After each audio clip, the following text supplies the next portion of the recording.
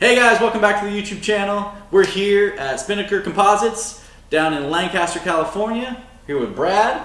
He's the owner, run, guide, everything in between. He's the guy you're going to talk to, deal with, buy from, everything.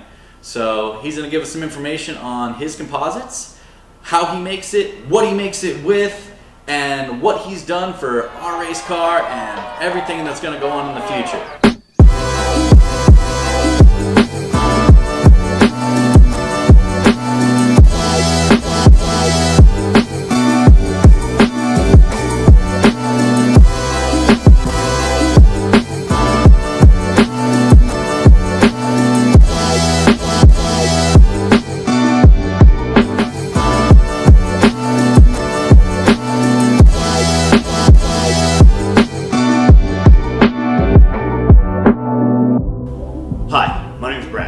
Spinnaker Composites. We do anything from production runs to full custom parts.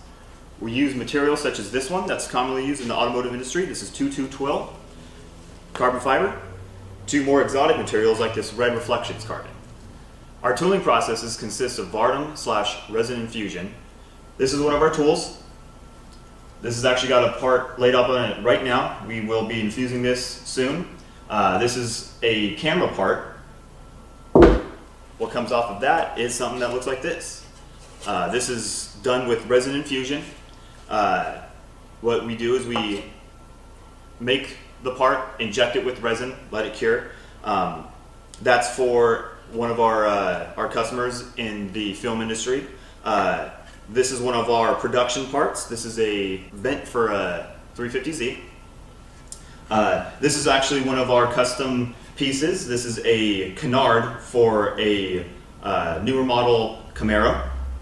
Basically, Brad's going to go over some of the things that he's done for my 2006 Subaru STI Time Attack car. Obviously, you guys know we have a lot of aero on the car, and it's been tested with CFD and a little bit of aero in small wind tunnels, so we definitely know it works, which means it has to be as high a grade of quality as possible. So that's why we hit up our buddy Brad here, and he took care of it, and he's going to give you a little bit of an idea of what he did, how he did it, and what's going on. I'm going to be fixing some aspects about it. We had to fill some edges, make it a little bit more stout, a little bit more durable. We're going to be cutting a few of the verticals off. We're going to be installing new verticals. The new verticals are kind of needed because as you go off track a few times, the verticals like to slap the ground. As they slap the ground, they like to break. So we're going to try to do something where the verticals are more replaceable. Brad's going to help us out with that. One of the other things that Brad actually had to do was in the very beginning we were trying to attach the diffuser. We had no idea to attach it. So Brad came up with a way to actually... Brad, how did you do that again?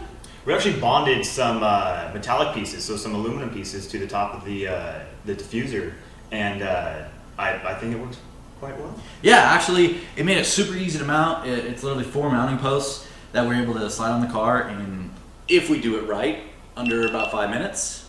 So Brad was able to come up with another solution for us, our entire flat bottom.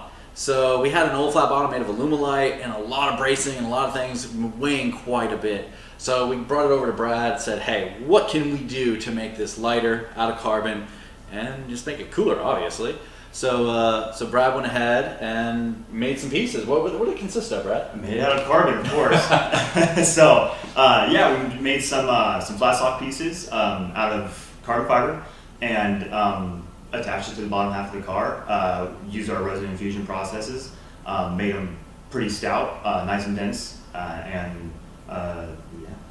Yeah, the only problem was our mounting of the flat bottom piece in one place wasn't so hot. So we're having to redo that mounting solution right now, which you guys may or may not have seen in an earlier episode.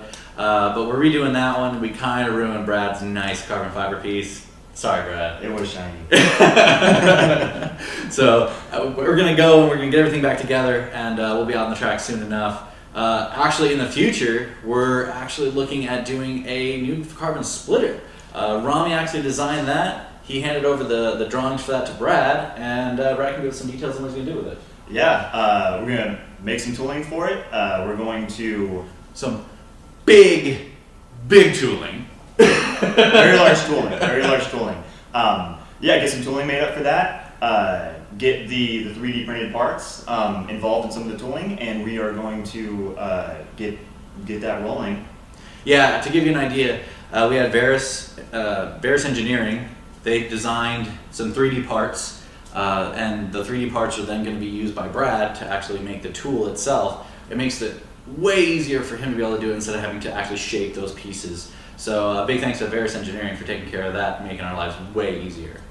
Beyond that, we're gonna end up with new splitter, fixed rear diffuser, a great new lighter flat bottom, and then last but not least, we have a very small little command console right now. It's made out of aluminum, so it is pretty light, but we want to upgrade, go a little bit further and make it a little bit bigger so we can fit everything we need to on there. So Brad's probably going to help us out with that and just clean it up a little bit. And it actually, in a weird way, it's very similar probably to in this design or shape. So. Absolutely. It's going to be, I can't wait to see how it turns out, but yeah, it's going to be a very cool part. Yeah, and realistically, guys, for anybody who has a race car that's completely stripped out, it'll probably be a part that Brad will be able to make and sell to anybody, because it's just going to be a standardized console that you can then go in and drill some holes and attach different buttons or kill switches or so on and so forth. It'll look really nice. It'll be a great little product, so be on the lookout for that one. Alright guys, that's a wrap with Brad from Spinnaker Composites. I hope you guys learned a little bit of something, saw something you like. I'm going to leave a link down below so you can get a hold of Brad, hit him up about some of his great carbon works, and give him a shout. Have a good one.